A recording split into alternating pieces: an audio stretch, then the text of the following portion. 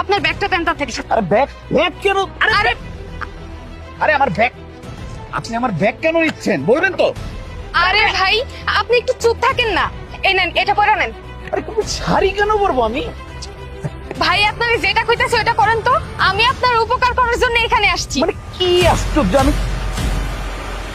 আমি তো বুঝতেই পারতেছি না আপনি এইভাবে কিসের মানুষের উপকার করে নাকি এইভাবে? ভাই, আপনি কথা না কয়ে তাড়াতাড়ি ওঠেন, মুখটা কিন্তু ঢাইকা রাখবেন। যান, ওঠেন। ভাই, আপনি আপনার মুখটা খুইলেন না ভাই, দয়া করে একটু আমার কথাটা শুনেন।